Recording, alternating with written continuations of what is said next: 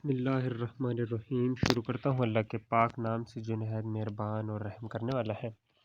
आज का जो हमारा टॉपिक है वो है क्वेश्चन नंबर 3। जनरल साइंस की बुक है क्लास 8 की और अपना चैप्टर नंबर 3 है। इसमें क्वेश्चन नंबर 3 है आज का टॉपिक। पहले चलिए क्वेश्चन स्टडी करते हैं, फिर इसके बाद इसका completely answer. Name the 3 types of symbiotic relations which is the most harmful relation. इसमें आपसे 3 सीमीबायोटिक रिलेशन के बारे में इसके नाम पूछे हैं और इसमें ये पूछा है जो विच is the most harmful relation, जो सबसे ख़तरनाक जो रिलेशंस हैं वो क्या है, इनमें से कौन सा है।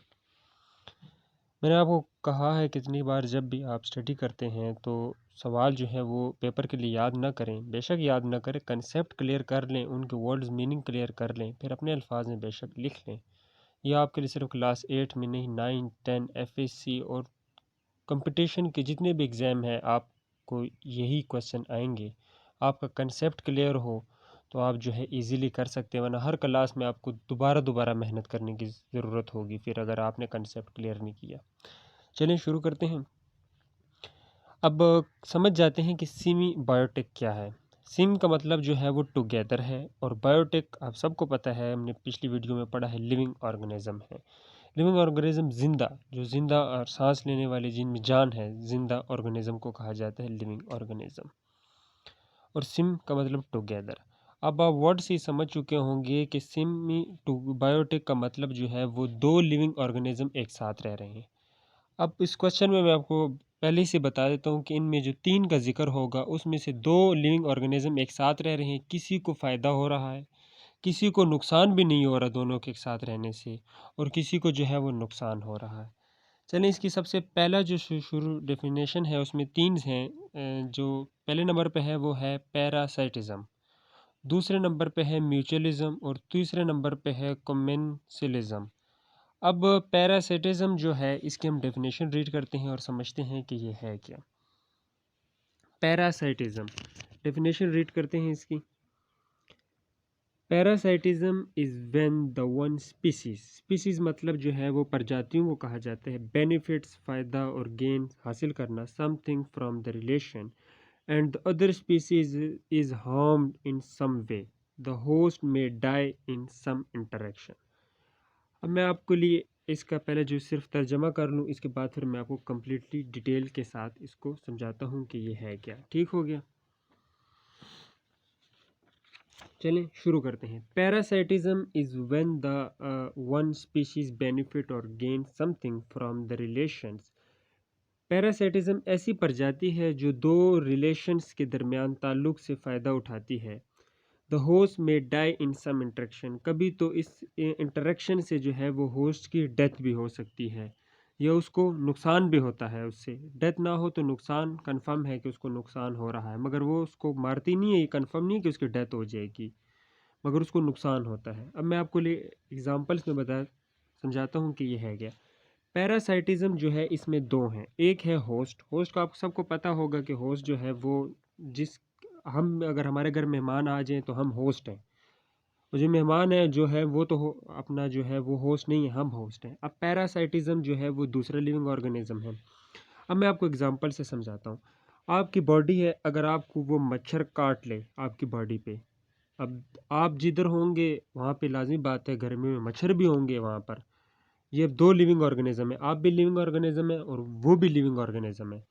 अब वो आए आपकी बॉडी को काट ले, आपकी बॉडी में से वो ब्लड ले गया, कंफर्म नहीं है कि आपकी उससे डेथ हो जाएगी, मगर वो आपको नुकसान तो पहुंचा चुका है ना। आपको वहाँ पे खारिश होगी, जलन सी महसूस होगी, और बाज़ औक़ात ये भी हो सकता है कि वो कह सकते हैं डेथ कंफर्म भी कर सकता है कि अगर वो कोई गलत बैक्टीरिया आपके ब्लड में इंजेक्ट कर दे, जिस तरह मलेरिया हो गया, डेंगू हो गया, इससे आपकी डेथ भी हो सकती है। अब ये इसको पैरासाइटिज्म कहते हैं। ये डेफिनेशन क्लियर हो गई है। चलें अब दूसरी डेफिनेशन शुरू करते हैं। दूसरी डेफिनेशन है म्यूचुअलिज्म। पहले इसकी जो ट्रांसलेशन करते हैं अकॉर्डिंग टू बुक, जो डेफिनेशन है, mutualism occurs between any two species where both of the individual benefit from the interaction, both species gain something from the other, so we can say it is mutual benefits। अब mutualism का जो mutual का मतलब जो है वो बाहमी। अब mutualism की डेफिनेशन समझते हैं। Mutualism occurs between any two species, बाहमी ताल्लुक किसी भी दो प्रजातियों के दरमियान वाक़या होता है। वेयर, जहाँ both of the individual benefit from the interaction, जहाँ दोनों फ़र्द बाहमी तामुल या बाहमी ताल्लुकात से फ़ायदा उठाते हैं। ओके हो गया। Both species gain something from the other, दोनों प्रजातियां एक दूसरे से फ़ायदा हासिल करती हैं। So we can say it is mutual benefit, इसे हम कह सकते हैं कि ये बाहमी फ़ायदा है। ओके हो गया। अब मैं आपको डेफिनेशन इसको क्लियरली समझाता हूँ। अब म्यूचुअलिज्म में कौन सी दो प्रजातियां जो हैं वो एक साथ होती हैं? इसमें दोनों दो प्रजातियां होती हैं जो दोनों एक साथ होती है। फॉर एग्जांपल, उनको दोनों को फ़ायदा हो रहा होता है। आपने देखा होगा जो शहद की मक्खी है, ये किसी फूल के ऊपर बैठे। अब फूल भी जो है वो भी लिविंग ऑर्गेनिज्म में आता है, और जो शहद की मक्खी है वो भी लिविंग ऑर्गेनिज्म में आती है। जब वहाँ पे बैठ के उस फूल में से थोड़ा रस चूस ले या उसमें से कुछ खा ले शहद के लिए, तो ये शहद की मक्खी जब दूसरे फूल के ऊपर जाकर बैठेगी तो जो है अपना पोलन जो है वो पोलन क्रॉस हो जाता है। जो पोलन पोलन क्रॉस होने की वजह से जो है वो जितने भी पौधे हैं इनकी ग्रोथ जो है वो तेज़ी से बढ़ती है। अब ये देखें, शह मक्खी को भी फ़ायदा हुआ, उसने अपने लिए खाने के लिए कुछ उठाया, और जब वो एक मक्खी एक फूल से दूसरे फूल पे, दूसरे फूल से तीसरे फूल पे, एक पौधे से दूसरे पौधे पे, तो पोलन क्रॉस हुआ। जब पोलन क्रॉस हुआ तो पौधों को भी फ़ायदा हुआ। अब आप समझ चुके होंगे। तीसरे नंबर पर डेफिनेशन है कमेंसिलिज्म।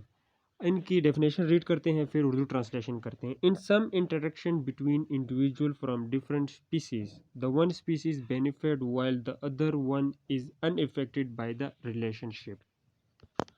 ये भी दो ऑर्गेनिज्म हैं, इसमें एक को तो फ़ायदा होता है, दूसरे को कोई नुकसान भी नहीं होता। फ़ायदा भी नहीं होता, उसको नुकसान भी नहीं होता। ये जब दोनों लिविंग ऑर्गेनिज्म एक साथ रहते हैं, प्रजातियां जो स्पीशीज़ हैं, इसमें एक को तो फ़ायदा हो रहा होता है उसके साथ रहने से, मगर जो दूसरा है उसको नुकसान भी नहीं हो रहा होता और फ़ायदा भी नहीं हो रहा होता। अब ये कौन कौन से, फॉर एग्जांपल मैं आपको समझाता हूँ। अब एक ट्री है, जिसके ट्री में जो है आपने देखा होगा ज़्यादातर दरख्तों की जड़ों में फ्रॉग्स ये रहते हैं। तो अब ट्री को इससे कोई नुकसान नहीं होता और ना ही कोई फ़ायदा होता है उनके फ्रॉग्स अंदर जो है वो रहने से। उनको कोई फ़ायदा और नुकसान नहीं हो रहा, मगर फ्रॉग्स को जो है वो उनको शेल्टर मिला होता है, पनाह मिली होती है, उनका फ़ायदा हो रहा होता है। मैं पिक्चर में आपको एग्जांपल से समझाऊंगा कि अपना जो है वो आपने देखा होगा समुद्र में एक बड़ी मछली होगी, उसके इर्द गिर्द छोटी मछलियाँ जो हैं उसके साथ जुड़ी हुई होती हैं बिल्कुल। अब बड़ी मछली को तो कोई फ़ायदा नहीं होता, मगर छोटी मछलियों को फ़ायदा हो रहा होता है, क्योंकि एक तो वो सेफ़ होती हैं, प्रोटेक्ट होती हैं। दूसरा, जब अगर बड़ी मछली कोई चीज़ खा ले तो उससे जो बचा कुचा जो होता है वो भी खा लेती हैं। अब बड़ी मछली को तो कोई फ़ायदा नहीं, छोटी मछलियों को फ़ायदा हो रहा होता है।